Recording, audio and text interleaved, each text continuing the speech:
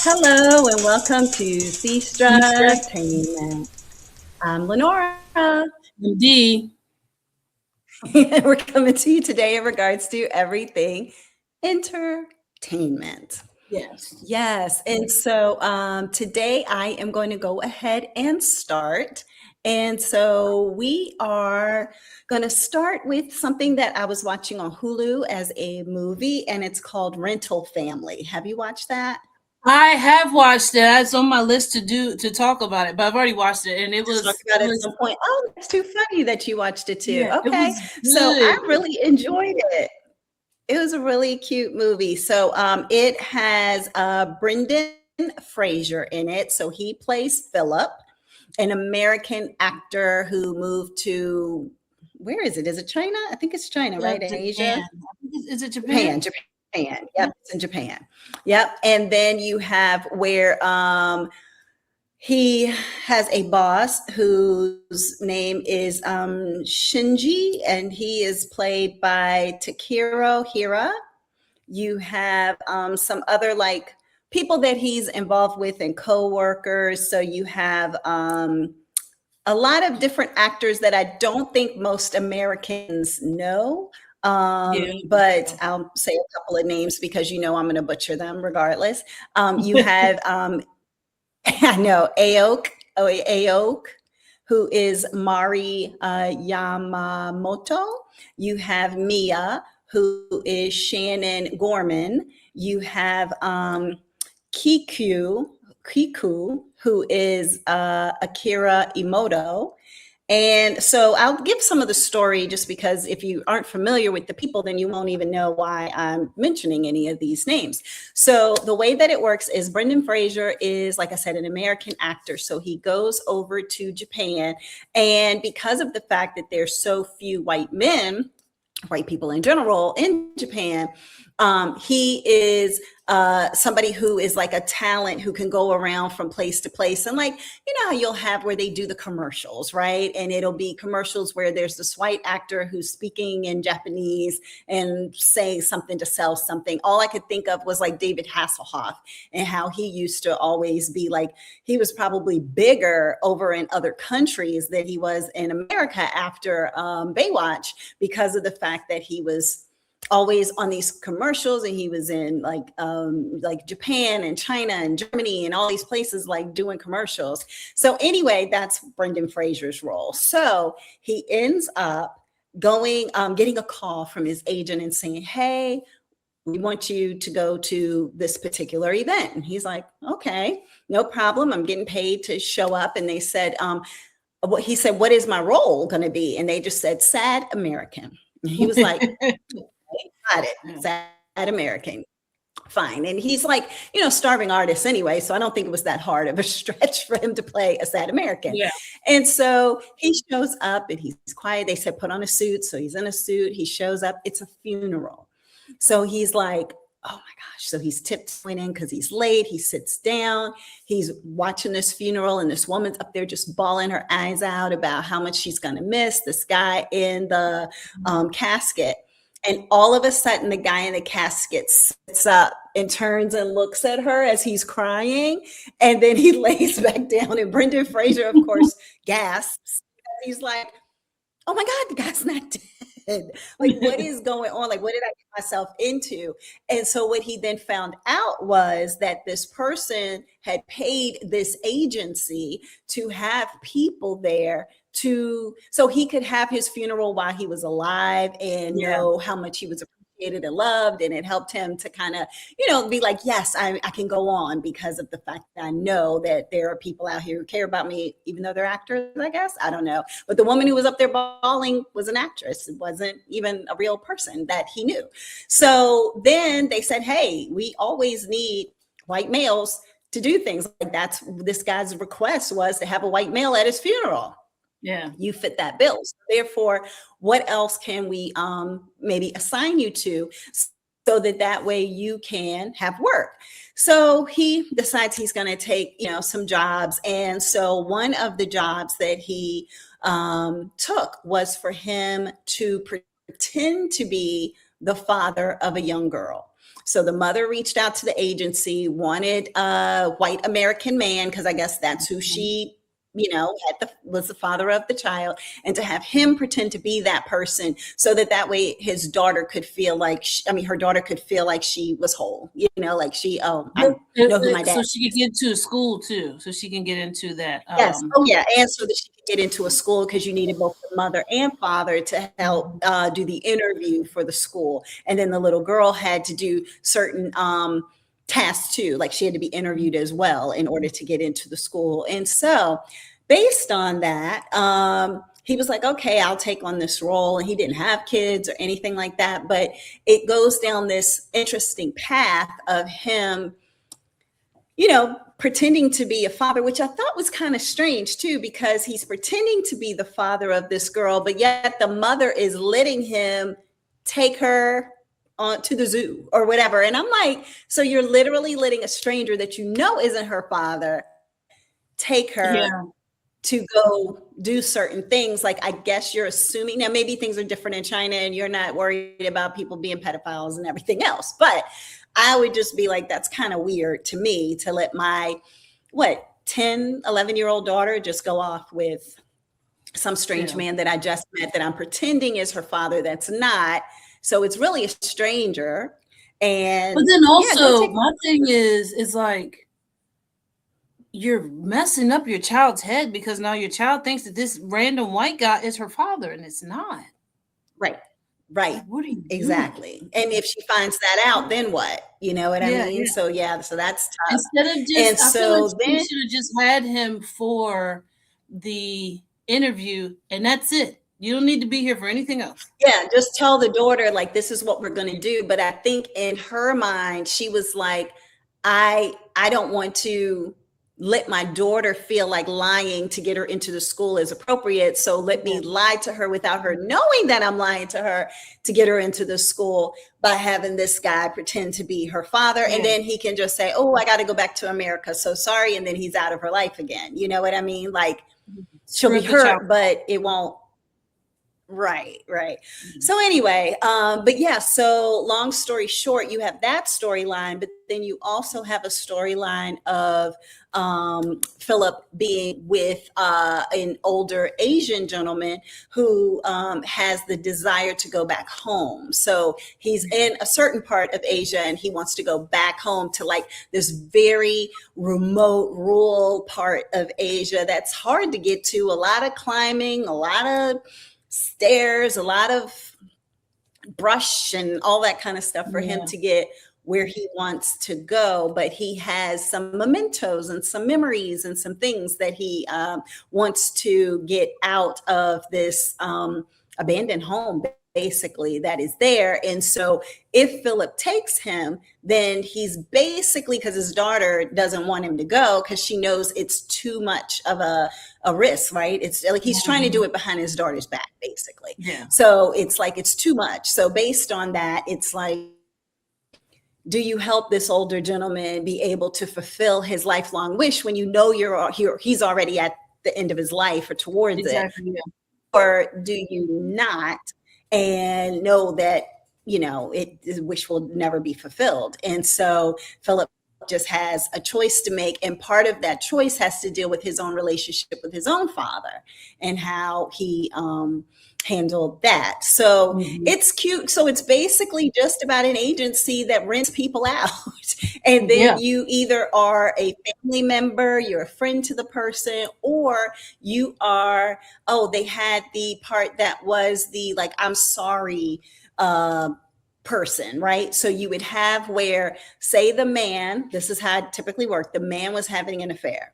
So the man's having an affair, the wife finds out. So he, instead of bringing his actual mistress in front of his wife to be confronted, you would bring this rental mistress in front of your wife to be confronted. And the wife would go off on the rental. The rental won't take it personally because I'm getting paid to do this. And then they leave and the man will probably still continue with his affair because he never even had the real woman there in the first place. The wife feels as though she put this woman in place, and I guess supposedly all is well. However, there was an incident that happened where when that confrontation was going on, the wife slapped the rental mistress. And that woman was like, yeah, no, I don't want to do this anymore. Like this isn't a cool thing for us to be doing in the first place, is putting people in a situation where if we're helping people and supporting people and doing something that doesn't hurt anybody, fine. But we're basically now lying. And if we're going to be lying to somebody, then I don't think we should be in that business. And plus she charged them more money because she got slapped. Yeah. So I really enjoyed it. And I will say that I recall Gary V, for anybody who's familiar with Gary Vaynerchuk, he was saying that he thinks that because of so much technology that's out here and so many people with gaming and, just technology, AI, like all of that stuff, phones and COVID and people didn't get outside and all of that, that he feels as though in the future, what's going to happen is there's going to be people. And it just like how you call an Uber and it picks you up and takes you to your destination, you'll be able to go to an app and say, hey, I want somebody to just walk through the park with me and talk to me. And then you just pay a person, they come, they meet you at a certain location, doesn't even need to be at your house, and they just walk and talk with you. And now you have a companion for a moment. Oh, I don't want to go eat dinner by myself. I'm in a strange city. I'm here for work. I'm going to go ahead and see if somebody is willing to come. I'll pay for their dinner and give them money, and we go get something to eat. And that's my companion for the day. And I don't have to be there by myself. So he thinks that that's going to be an ongoing trend of people wanting to have paid for companionship. Yeah. I can't say that I don't see it in the future. Like I could so see that somebody, especially somebody who is socially awkward, somebody who is on the spectrum, or somebody who has social anxiety or any of those types of things. I could see where somebody could say, look, just come with me. Like, even if it's hold my hand so that I feel as though I am more confident going into X situation. Like they even do on some of these movies, pretend you're my fiance so that way people won't keep harassing me about when am I going to get married, exactly. Those type of things. So I don't know.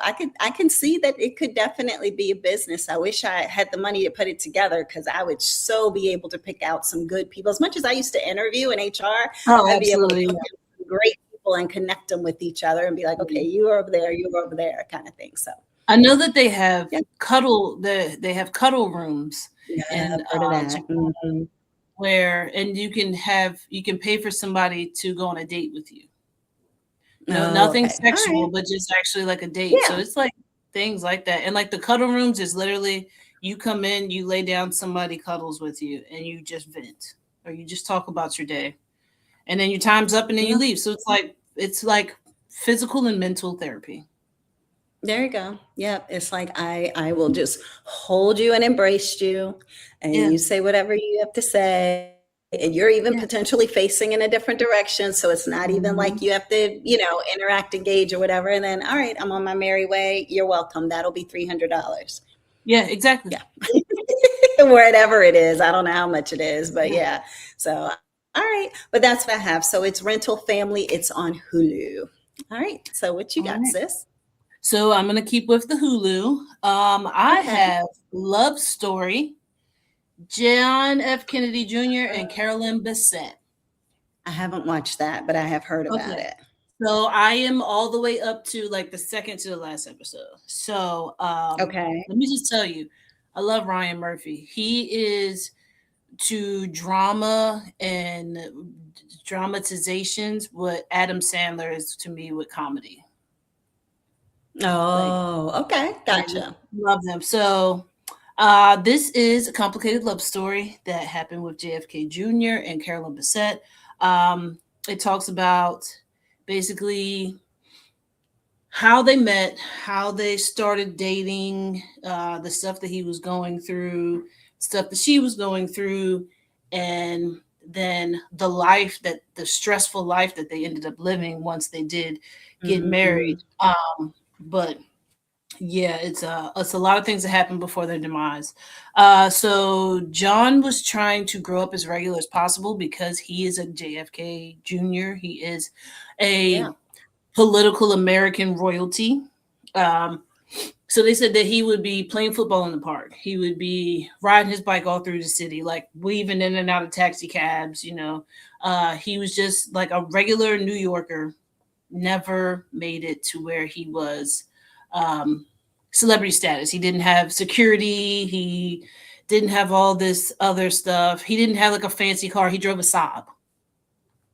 Like that was Yeah. it. He was And just a regular. that was intentional on his part, right? Because Yes, he yes, because he wanted, wanted. like, so Yeah, when people would see him in New York, they'd just be like, "Oh, that's JFK again, like Junior yeah, again." yeah, yeah. Like, it He was just no wanted big to be deal as 'cause she normal loved him and so much. regular as possible. He didn't. Yeah. The thing that he kept saying that they kept saying throughout the show was that he never knew his father. He was like, there is that Oh, picture yeah. or that video of me saluting my father as his casket's going down the street. He was like, but I don't remember my father. I don't know him. I was just a baby. I was Yeah. like so tiny. I think he was like Right. 3 years old. Yeah, 2 or So 3, he, yeah, yeah, exactly. so he just basically talks about that. He talks about how he feels like he lost two parents at once. When his father passed away, he was a little boy, and he said he remembers him and his sister being with the nanny. But then he was like, but mom is away and she's in a dark room and she's crying and she's never wanted to be around us. And so he was like, so I lost my mother and my father all in the same time. Mhm. It's like he She felt like saw he a never. lot that day, though. That's Well, yeah, yeah, but he something to didn't know get that as through is a child. Yeah, he right, didn't know right, that as as a a child. He was like, baby, why right. won't she just play with me? Like, I don't understand. Why won't Mhm. she just play with me? But so with this whole thing, it's basically JFK Jr. getting like right up to 40, where it's like his mother's like, you need to go ahead and find you someone to be with her crazy Did voice. she talk And like that? yeah, I yeah, don't that's how they remember. had it was like a I can't even explain Like it. a She different sounded cadence? yeah, it was Sounds like Audrey, I mean, not Audrey Hepburn, Katharine yeah, Hepburn just now, the like way it's you like said a it. Katharine Hepburn without the with it. Yeah, like without the Elmer Yeah, Fudd okay, of the Katharine Hepburn. That's how okay. Jackie O talked. But now that he's getting into his 40s, his mother's saying, "Hey, you need to go ahead find somebody to settle down with. Like I don't care who it is, but it got to be somebody who's good for you and is going to be good as a good partner to you, but also knows the rules that we have as a family. Someone who also will not outshine you and will not make you feel like you are on a pedestal. Somebody to keep you kind of like Level-headed. grounded. Yeah, level-headed, Okay. grounded. Somebody's gonna be like, yeah, but yeah, just because your dad was president doesn't mean I'm gonna do this. That kind of thing. Right, right, right. And it gets complicated for him because throughout his relationship, so it was like Brooke Shields, he ended up like kissing or something like that. Madonna, he ends up dating. Um, who else was it? Daryl Oh, Hannah is all through the show. yeah. Daryl Hannah is all through it because Mhm. I didn't know that they were on again, off again. Yeah. And So this she was happened. saying she had something to say about that too recently, Oh, really? like, Oh, okay. See, I didn't know just anything being about that. depicted in there. I don't know if she knew she was gonna be depicted in it, but she was like, I guess it opens old wounds and different stuff like that when you Oh, see okay. your story and you may not know that this is coming out or Yeah. But happening or then also, this whatever, is not a so, yeah. documentary. This is a dramatization. This is what Ryan Right. Murphy and his writing crew thought that could have possibly happened. Something to make it like a soap opera, but then also a good and um, educational Yes, thing it's as well. entertainment. Yeah, Yeah, it's entertaining. entertainment. It's Mhm. educational with all of this the stuff about the family and how the family went about. It even goes into the shooting of JFK and then talks about documentaries that they want to do. So it's like the actual stuff that you get to know from the New York Post, the New York Times, and everything about the family. Things Got all it. over the world about the family, but then also putting in some dramatization to make it sell. That's basically it. Make it Um, interesting, yeah. yeah, Okay. yeah. But the thing is that he had this on again off again thing with Daryl Hannah, and his mother was like, "Yeah, no, nah." That's not the one. And then it was like, okay, we're gonna have dinner with my mom. So come on, you know, my sister's gonna be there, her husband Ed, we're all gonna be there. She didn't even come out the room. Jackie O was like, I feel famished. I'm just not gonna come out. Yeah, she was just like, this Wow, is she not did the one not for like you, her. son. And then you bring her to my house. How dare you sit her at my table? I already told you I don't like this girl. Don't bring her to my house. Basically, so they're on again, off again. Well, and that has to be tough too. I'm sorry. That has to be tough too if you think about it, because okay, I'm Daryl Hannah. Ain't nobody outside the family know anything about that but me. And maybe a few people in New York Yeah. that she hated me this much. And now that news is out there that, like, oh, now the whole world can know how she felt about me. Like, Yeah. that may make somebody feel some kind of way, you know, because it could be very true. It might not be the dramatization part for that. And now everybody knows something that you just thought was a private thing that maybe 15 people knew. And one of the 15 told Ryan Murphy. Well, then also there is So a part anyway. where she is in her and JFK have an apartment. I don't know if they're living together or she's just living there while she's not filming, because she's supposed to live in California. So I guess the two ways that she lives back and forth. I don't know how they do it. But Okay. he goes to an event, he comes home, he's tired, and she has friends over. So now they are doing like cocaine on like some memorative I guess like a dish or something like that I think is like a family Oh, heirloom commemorative type dish thing. of his dad? Yeah. Okay, And yeah. he's just like, can you not do that? And picks it up and puts stuff down. And she's like, oh, is this because it's like your family stuff? He was like, because it's out of respect. Like, coming to my Yeah. house, get the music blasting, people over here doing drugs, drinking. He was like, but then it's like, I don't know them and I don't want to know them. She was like, well, you never tried to get to. He was like, because they're doing drugs on my table. Like, they're on my Right. stuff. Like, I don't want to know these Yeah. people. So that could also be why she would be so upset about the way she was depicted in the movie or the TV show. Mhm. But so Mhm. come to find out, Calvin Klein actually introduced Carolyn Bessette and JFK Jr. Oh. Carolyn Bessette actually worked for Calvin Klein, and I think she was like on the lower part of the totem pole. And then when he saw Okay. what she did for Annette, what's her name? What is it? The lady's name? Annette Bening? Annette Bening. Yes. Okay, I was gonna say Yes. the actress. Okay. Yeah. So she ends up. Calvin Klein picks out some stuff because they have a cameo of a Annette Bening type person. And Annette Okay. Bening is there. She's like, okay, well, what am I going to wear to this award show? And how Calvin Klein actually had his place set up was like, there's 4 dresses that are out here on this wall. They're going to Mhm. be lights shining on them, and these are the dresses that I want this person to see. And then have the shoes here and the purses here, and so that's how he wanted Okay. it. But it was just like an office. You come in, people are working everywhere, and then you go into a room, and this is where we size you and make sure everything fits you. But these are the things we have for you. Okay. But while she's there, Annette Bening is looking at herself. She was like, I don't know. Like, and she turns to Carolyn Bessette. She says, do you think I can do better? And Carolyn was like, yeah, I do, actually. And then she actually puts together this whole outfit for Annette Bening, and Annette loves it. And then from there, Calvin Klein sees Carolyn different. So now Okay. he's He's like, like, oh, "Oh, I'm not utilizing all her potential." she's a stylish person. She's not just an assistant of the stylist, of like the styler or whatever. She is actually on this. So she has something. So there was a dinner. Things were supposed to be happening. She wasn't able to go. She asked the lady who was above her, like, hey, can I get a ticket? And the lady was like, don't get ahead of yourself. Just because you dress one person doesn't mean that you're going to be blah, blah, blah for whatever. Carolyn ends up having a friend who was there, and her friend does makeup and wardrobes and stuff like that, makeup, hair, and stuff like that for a lot of the models that were going to be at this whatever event it was. I can't remember. I think it might have been about pools or something. I can't remember. But Oh, okay. that's when she is introduced to JFK Jr.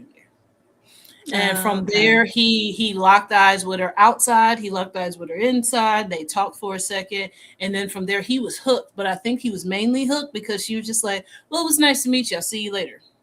And he was just like, She was impressed. And he was the golden guy. Like everybody wanted JFK everybody Jr. Like wanted just seeing him in New JFK. York, it was yeah. Yeah, Mm-hmm. so it's like everybody wants the eligible bachelor that's American royalty. And then it's like, but this chick right here doesn't want me? Like, hold on, wait. So that made him want her more. And she was like, no, really, like your life and my life is not gonna mix. And I can't be like in that. She was like, we could definitely be friends. She was like, but I'm not, Mm-hmm. I can't be part of your life. She's like, that's a fairy tale. Like, I don't want that fairy tale. So it's just their relationship as it grows and grows and grows and grows, and up to them getting married, up to their demise. But it has some great things in there. They briefly talk about um, the Princess Diana passing away from the paparazzi chasing her in the tunnel Oh, right. in Paris, and how freaked out Carolyn Bessette was because she already didn't want all of the publicity and all of the paparazzi following her, which they followed them to like I can crazy. believe it. Like when I Because say he like was, crazy, they yeah. show them walking out of the apartment and people like the press is right here. And they're just like, all right, come on, guys, y'all got to move out the way. Come on, move out the way. And then it was like they were in the car, and they were leaning on the car. The paparazzi's leaning on the car, taking pictures. And she's just like, they don't want to leave, John. Like, what are we gonna do? And he's just like, yeah, I don't know. But he's thinking, no, it's all going to blow over. It's all going to blow over. No, they are waiting for you to announce that you're having a baby. They want to be the first Mm. to get that information so they can put it on the tabloids and put it on the newspapers and blah, blah, blah, blah. And it was just so much on them that was causing them to like pull apart because she always said, I don't want to be in politics. I can't be that political wife. I don't want to Yeah. just be like your arm candy. I don't want to do that. I actually want to be with you because I actually care and love you. And she was basically saying, I want my own life and you have your own life. And how we are dating right now, that's how I want it to be. We see each other, we have fun, we do things, we go to dinner, and then we go back to our regular lives. But I they love did not that. get that after marriage. They did not get that. Now she ends up being a prisoner in their apartment, and it's a lot that goes on. So definitely They check that out. really should have, in my opinion, they should have moved out of the country. They should have done with Um, Harry and Meghan did. yeah, but I mean, Like even they when should have Harry and just Meghan did it, like, well, the difference is this was like 1997. yeah. So therefore, there was no social media or anything like that. It was just It people was all for tipping off tabloids. yeah, it was all for tabloids. So it was just people tipping off people. So it's like you're having a nice quiet conversation, but it could be that our maid in the Kennedy household is now telling somebody else that told the paparazzi that now they're outside of my dentist appointment. Mhm. Yeah, Yep, following me around. exactly. The Yeah, waiter is telling this, the yeah, concierge, the bellhop, yeah, all these yeah. people are just feeding the Yeah, so I do get what you're information. saying, where it's like they should have moved out of the country. Because if you move out of the country, like nobody, I don't think anybody else in the world cared about JFK Jr. besides the United No, States, just because he was the golden boy. besides Because his sister did a very good job of keeping herself out of the public's eye and also keeping her kids out. But because I guess because he was living such a normal life, it probably intrigued people. And then he was yeah, like but also it's a also captain. right, but that's what I was gonna say. Also, he was very handsome, so that Mhm. stood out. I think most people didn't even remember what his sister even looked like. You know what I Yeah, mean? Like you knew her, but you didn't yeah. really like, follow it. And then he wasn't in things, but he kind of was in the New York scene. You know what I mean? Yeah, And yeah. like he had that magazine George that he started. And Hmm. so that brings him back into the fold. And And and that that was he a talks a lot about political, that on there yeah, too. magazine. So there, yes, you are not really you're trying to be normal, but yet wanting to dip your toe into things that aren't normal. And in the Yeah, process of that, it makes you makes people want to follow you. But you're right. If they had moved to Jamaica, if they had moved to probably not London, but if they had moved to Spain or Portugal or Yeah, Greece yeah. or whatever, nobody would have followed them. Nobody Yeah, would have, nobody would have really cared. cared. Yeah. But I do think he was a true New Yorker. So Yeah, therefore he was. he needed to be in New Yeah. York. But And then yeah, also so he it's struggled with unfortunate. his own identity and his identity as a Kennedy. Yeah, I could see that. So it was like apparently Ethel ran the family. Ethel was just like, oh, Mm. you didn't sign up for breakfast, so you're not eating now. It's like, I gotta sign up to Oh, eat breakfast? Like, we're in the Cape. Like, what are you talking about? She was like, oh, yeah, well, coffee comes for breakfast, and you didn't sign the board for breakfast. And then it's like, what do you mean I didn't sign a board? I'm sleeping at your house. I would figure that once I got up, I could be able to go and make there my would own be. coffee. And then it's like, no, this is a whole different life. They don't make coffee. They have somebody else do that. And Ethel kept it Yeah. as a strict time. No, this is what we're doing. Oh, no, we're going to have a clam bake at this time and a clam this at this time. And then we're also going to have it to where it's free play time to where you read a book. There's no TV during the day. You sit down and you read a book. You can go out on the beach and read a book. You can look at the newspaper. You can get into current affairs. But you're not just going to enjoy yourself like this is vacation. This is how we do vacation. We don't know what you peasants do as vacation. Oh, yeah.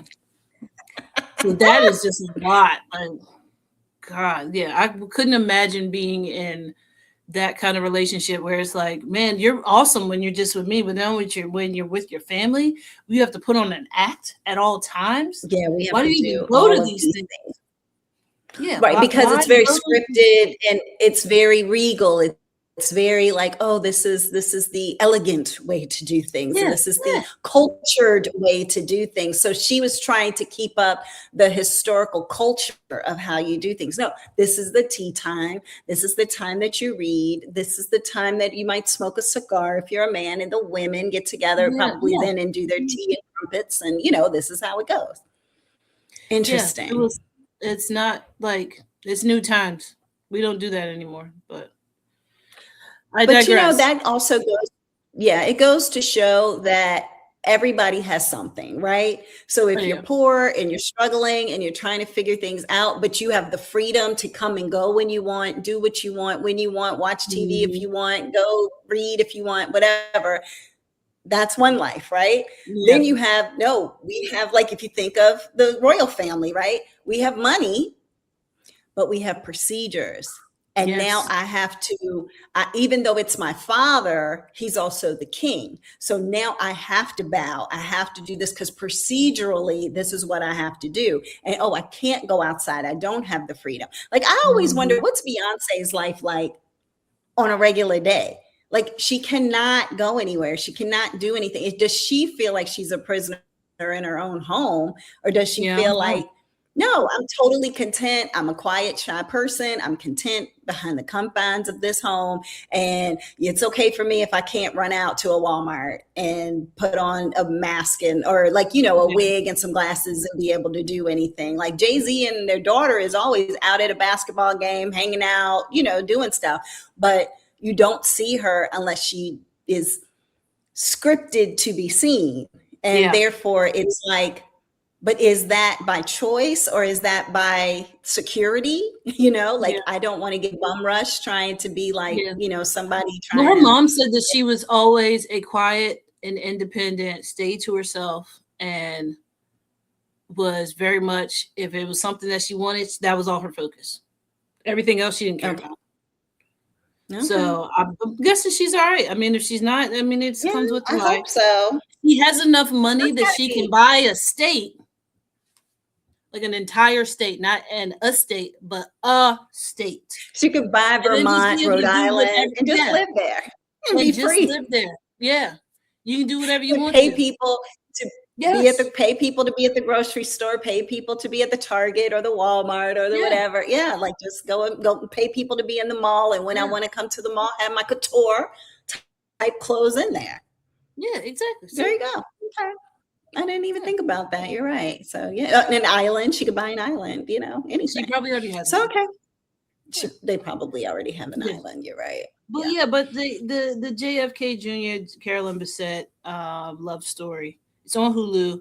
Very good. I definitely think people should check it out. It's you see a lot of things on it, and then it kind of like throws you back and be like, oh, I remember that, and like, oh yeah, I remembered Mhm. something about that. Mhm. So it definitely does do that. I did see like on the Today Show or Good Morning America, where there were women who were watching it with their daughters, and their daughters Mm. were like so enamored with the love story and everything that they were just like, oh my god, like I want to be like a Carolyn Bessette. I want to.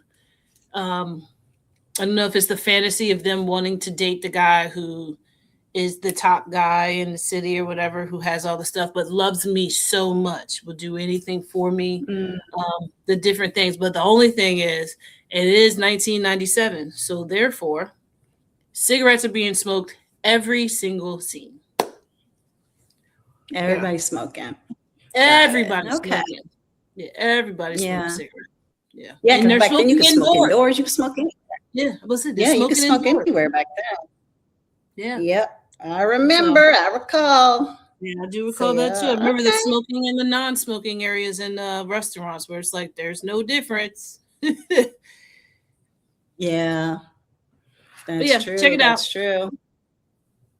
All righty. There we go. And what was it on again? Hulu, right? Hulu. Yes. Okay. Got it. All right. Well, I'm We going to have stick that. with Hulu yet again. Okay. And I have Is This Thing On? Have you seen that?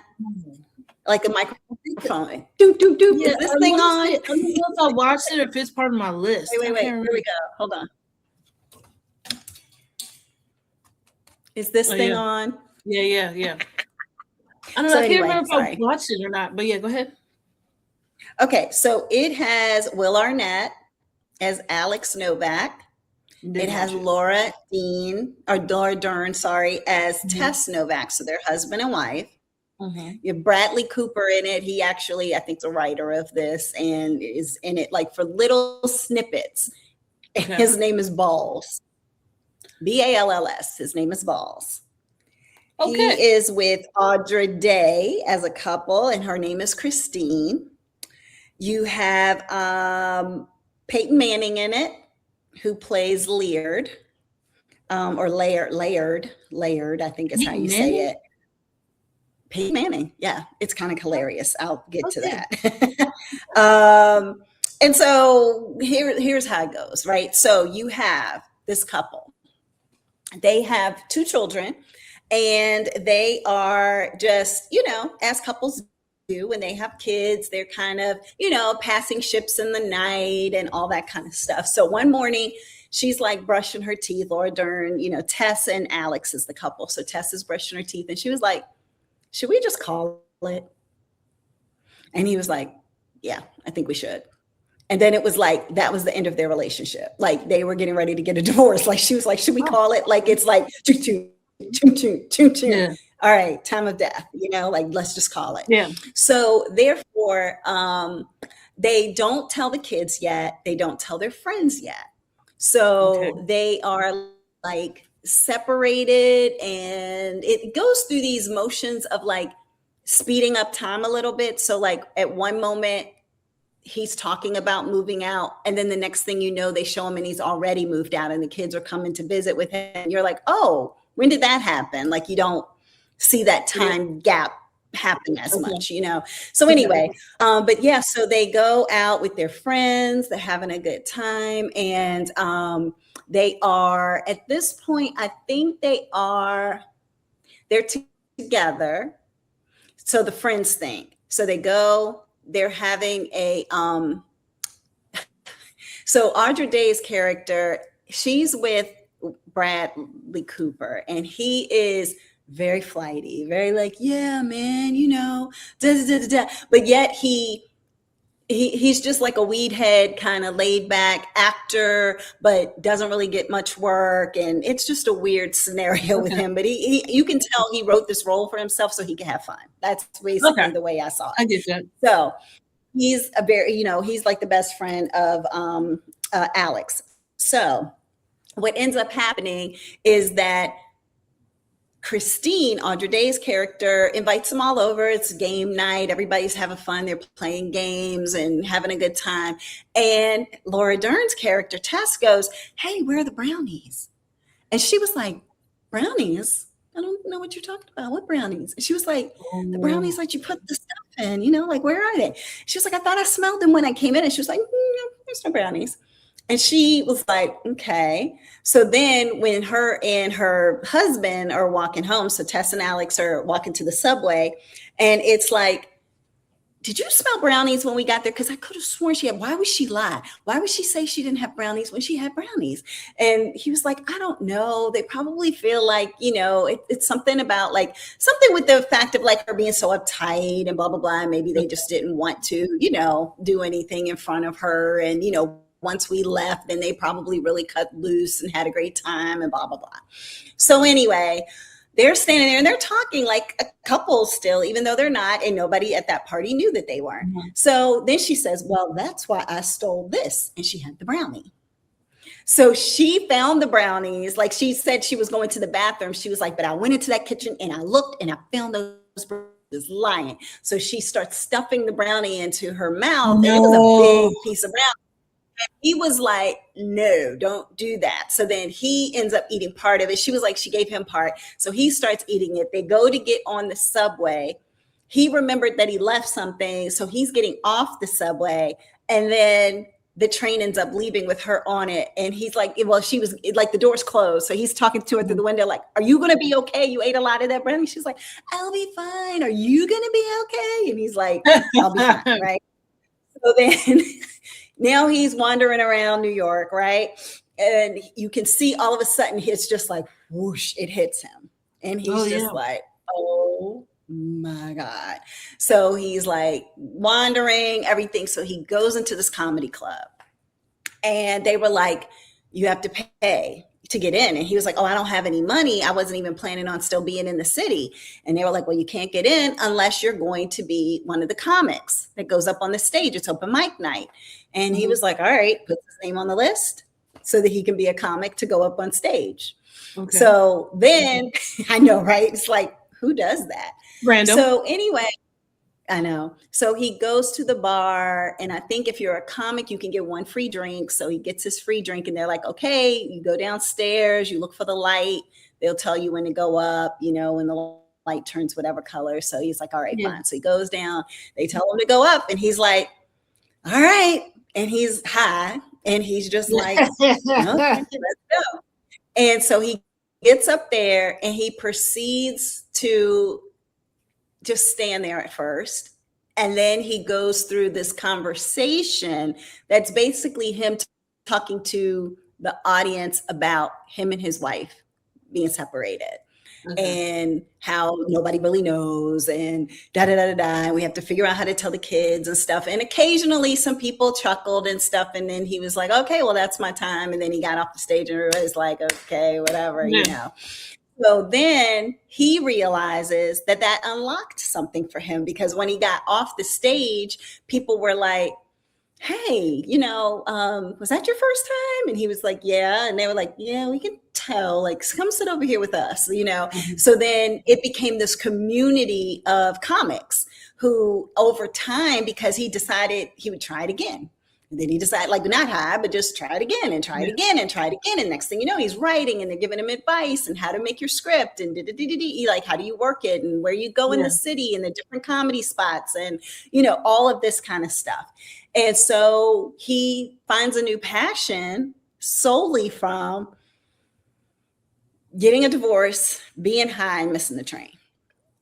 I mean, okay. Basically what happens. So then you have the scenario of how Peyton Manning comes into it, is that, so what you found, I think that this whole storyline goes into, is how people, when you become a couple or when you become parents, you put so much focus on the kids that you lose your own passions and your own way of what it is that you could do or want to do for yourself. And so for him, it unlocked the desire for him to want to be a comic. For her, it was kind of like, she was a master, like almost Olympic level volleyball player. Okay. And she had a chance to become like, I think like a volleyball coach or something like that. But then she got pregnant and she had the kids and and she like forgot it. Like, it's never going to happen. So now that she's like going through this divorce, her friends are like, you got to get a hobby. Like, don't just sit around the house, like figure out something. And she was like, well, the only thing I'm passionate about is volleyball. And they were like, well, then go do the coaching stuff. And she's like, no, I can't do that. You know, they were like, well, at least call Laird and find out if there's something that's available. So either she called him or he called her and was like, hey, I heard you might be interested in doing something with coaching volleyball. Let's meet for dinner. So in the process, he and her are meeting for dinner because he's trying to like, and they meet with him thinking that she's still married. She's thinking that he's still married. But then while they're at dinner, they realize, oh, you're not still married. So like Peyton Manning's actually playing a love interest, which is interesting because you're like, okay, are we going to see Peyton Manning make out in this movie? Yeah. Okay. That's different. That's different. Yeah. So, but anyway, so they're playing a love interest. And so, but that whole storyline is pretty funny and interesting as well. And then it's just what happens with these two people. Do they continue on their own completely separate paths of her doing volleyball coaching and him doing comedy and going around the country and doing stuff? Does the fact of them, you know, doing what they love and being, you know, so centered in doing something that they're passionate about, does that passion bring them back together? Like, what's the impact on the children with all of this and them going back and forth from mom to dad and all that kind of stuff? And yeah, and the kids, they're two boys who are, they call them Irish twins. Like our niece and nephew. And so therefore they're just like, they're so funny. Like some of the stuff that comes out their mouth, like, Dad, are you depressed? And I'm like, why would you ask me about this? And it's like, because we came across all these things and it was stuff that you're talking about that you wrote down. And he was like, get out of grown stuff, blah, blah, blah. These are just jokes. These are jokes that I'm writing. And you're like, why are you writing jokes? And it's like, and he hadn't told anybody that he's doing comedy, you know? So therefore it's like, yeah, nobody knows. And then eventually he starts letting a few people know that he's doing it because he knows that everybody's going to judge. Like, wait, yeah, everybody's gonna make fun of him or say something. Yeah, your old comic now. Like, when did you start doing that? And like, so then he's working his full-time job and doing comedy clubs at night and all of that kind of stuff. So anyway, but I really enjoyed it. So it's called Is This Thing On? And it's on Hulu. So yeah, there you go. All right. So what do you have? Okay, what I want to talk about is a movie that I just watched yesterday. Pretty funny. I've heard some mixed things about it. People said it was funny. People said it wasn't funny. But I thought it was hilarious. And I want to talk about Good Fortune. Do you know what that is? Why do I feel like I've heard that? I haven't watched it. This is the movie with Keanu Reeves playing an angel yet again, because he's always some kind of angel or something like that. Okay, I'm looking it up now to see if I've even seen it. But yeah. But yeah, so the cast is that we have Seth Rogen, who plays Jeff, Aziz Ansari, who plays Arj, who also is, well, he also wrote this and directed it. Aziz Ansari. We have Keke Palmer, who's a love interest for Arj. Her name is Elena. You have Keanu Reeves, who plays the angel Gabriel. Some other people you really don't need to know about. Sandra Oh. Sandra Oh plays Martha, who ends up being she's the lead of the how do I say this? The lead of the guardian angels, I guess. Oh, okay. That's what I'm gonna go with. It sounds good. All right, so okay, sounds good. Yeah, hilarious movie. So it's about a guy, Arj, right? Arj is on hard times. He is sleeping in his car. He is doing like a TaskRabbit type thing. Also doing like DoorDash and everything. So this is what he's doing. Basically, he's talking to like one of his little cousins. His little cousin is like maybe 10 years old. He was like, "Did you go to college?" He was like, "Yes, I went to college." He was like, Oh, did you not do good in college? He was like, no, I did do good in college. He was like, oh, so then why don't you have a job or whatever? He was like, what do you want to be when you grow up? He said, an archaeologist. He said, okay, great. So now you're going to go to school and you're going to learn everything about archaeology. And then you're going to come out, you're going to have a whole bunch of student loans you're going to pay for. And there's not going to be an archaeologist job available. So now you're going to have to live out of your car and you're going to have to do Task Rabbit or Task Ninja, whatever they call it. And you're going to have to deliver food on the side in order to pay for yourself to be alive. And the kid's just like, oh my God, like, what is it? What is this? Like, yeah. But with Arj being down on his luck, Gabriel, who is Keanu Reeves' character, he is the guardian angel over texting and driving. Okay. Yeah, exactly. That's an interesting niche.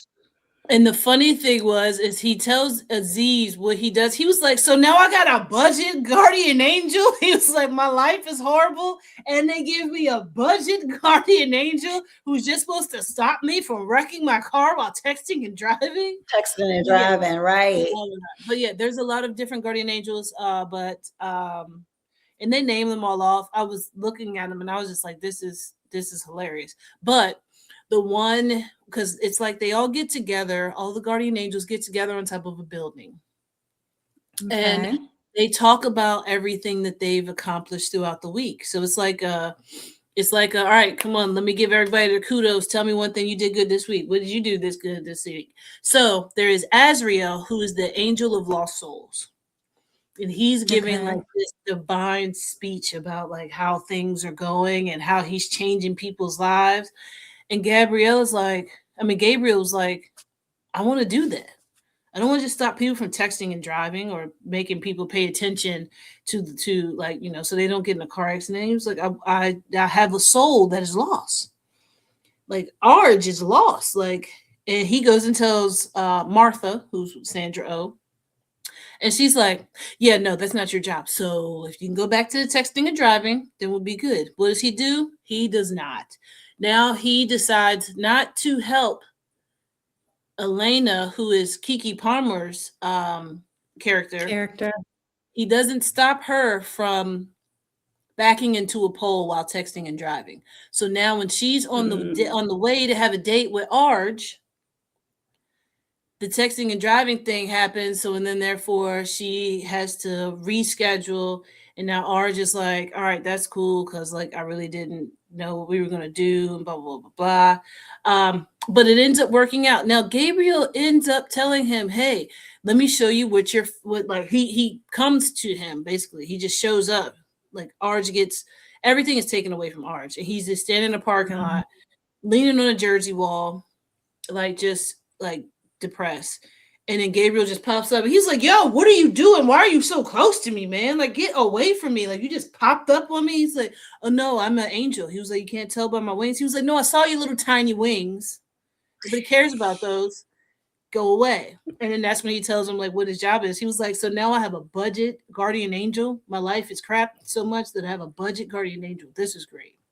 So he's like, don't worry, your life is not that bad. And he does like this Scrooged kind of thing where he puts his hand on him and he was like, let me show you.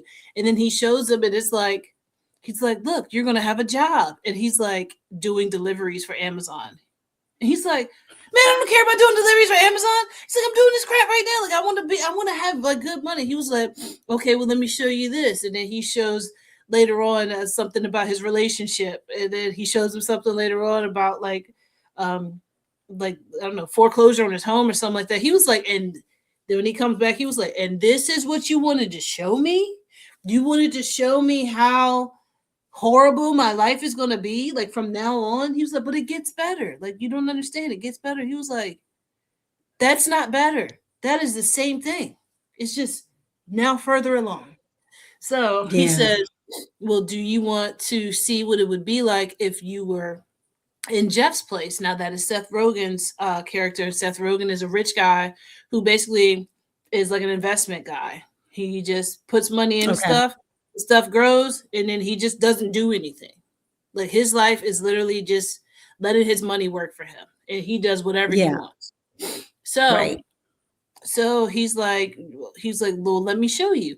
Puts his hand on Arj, and now Arj has woken up, and he is the Jeff character, but he's in his own body. So he said, you have the exact same life as Jeff. He said, but only you are like the Jeff character, but it's still you.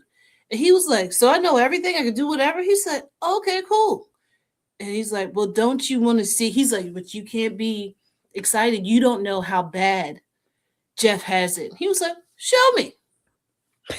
Takes him. And it's like, oh, you got a meeting at this time. And he was like, okay, all right, cool. So he goes and he was like, we're eating sushi?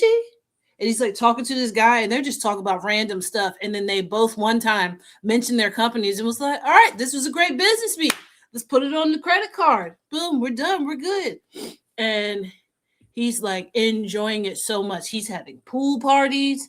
He's doing everything. He's like getting with Elena, the Kiki Palmer's character. He's getting with her and dating her, but it ends up falling back on him because it's like she's like, well, I like the fanciness of all this. This is amazing, but this actually is not me. Like, you want to take care Mm-hmm. of me, and I want to take care of myself and take care of others. So, Right. This but isn't, yeah, this isn't it. when Gabriel has to go back and tell Martha, hey, I messed this up. And she was like, yeah, I told you, stay with Texas and drive it. But no, you decide you want to save a lost soul. And now you've messed up two souls because now Jeff is living Arj's life. Yeah.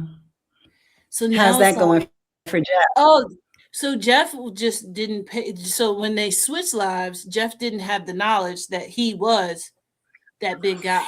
He didn't know who he was. Didn't know who he was. Then Gabriel was like, oh, I can fix this. Puts his hand on Jeff, and Jeff was like, he stole my life. He's going off. He's freaking out. He's ready to fight him. It's like so much going on. It's like, okay, look, the only way we can change this back is if Arj agrees that his life, that he wants to go back. And Seth Rogen's character, Jeff, is like, okay, great, no problem. So now we just got to get him to say that he wants to go back. Arj does not want to go back. He was like, well, there's more. He can't just say that he wants to go back. He actually has to mean it and want to go back. And he's like, so now he doesn't just have to say it. Now he has to mean it. He wants to mean to go back to his Essie little life. Yeah. That's what you're trying to tell me. He has Who to would say want that that? he really wants to go and live in his car or in a motel or have to As work all opposed day in to, order to pay for something. Like he literally was working all day to pay for a motel in order to stay there that night. that's crazy. Yeah. So he was just like, he's never gonna want to do that. I don't understand. Like blah blah blah. But the movie is cute how it goes back and forth through it. I think it's funny. Gabriel gets his wings taken away from him, and he ends up eating a burger. Loves eating a burger. He ends up eating some chicken nuggies, as he calls them. Loves the chicken Oh. nuggies. Then later on, you see him. He was like, "What is the purpose of life?" He gets his first check. He has to get a job. Gabriel gets his first check. He said, yo, what happened to my check? Where's the rest of my money? And the guy comes over. He's like, oh yeah, that's the local taxes, the state taxes, the social security, the Medicare. He was like, so And I worked hard for FICA. And yeah. yeah. He's like, so I worked hard for this, like this little bit. And he was like, yeah. So now Gabriel's drinking. The angel is drinking. Not only is the angel drinking, he's Former a angel. dishwasher. Yeah, former angel. He still has some powers, but people can see him now. He doesn't have any Okay. wings, and he only has some of his powers. Okay. So he's still Interesting. kind of like an angel. He's like a demi-angel, I guess. So Okay. he once he realized he has this dishwashing job, he was like, so what do? We do other things too? It's like, no, we just wash dishes all day. He said, oh, okay. And now he's just being the dishwasher. So now Jeff is coming up to him, and Jeff is talking to him, and he's standing out there smoking a cigarette out back of the restaurant. And Jeff is like, look at you. They've ruined you. Look, you're sitting out here smoking cigarettes. He's like, give me this. This is all that I got. And he's smoking a cigarette. He It's just like wants you a see cigarette. the angel that just gives up. Oh my God. But I think that it's funny because the Keanu character is funny.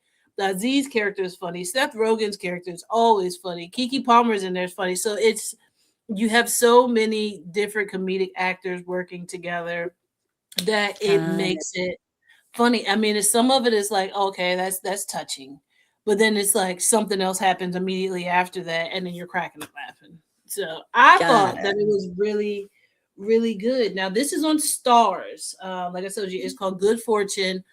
I thought it was hilarious. I'm ready to watch it again. The only thing is, I don't have Stars. I actually watched it at Queen's house, so therefore, shout out to Queen. Thank you. But yeah, but no, Shout I don't out. have Stars. But I do want to watch it again. It was hilarious. It was good. It was a cute movie. Okay. Yeah, Well, there that's you all I have. go. Yeah. All right. Well, everybody, that is the end of this week's episode Sestra of Sestra Tainment. Tainment.